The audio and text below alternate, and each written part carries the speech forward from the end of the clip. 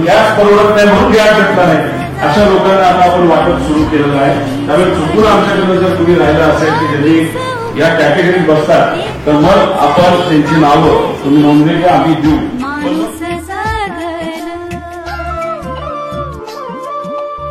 ज्यांना चुली भेटले आहेत ना त्या महिलांसाठी उलट धुरापासून आणि प्रदूषणापासून त्यांचं चांगलं उत्तम प्रकारे त्यांना सहकार्य होईल. खूपच छान फायदा आहे. बायकांचं आरोग्य सुरक्षित राहील आणि आरोग्यासाठी पण छान गोष्ट आहे.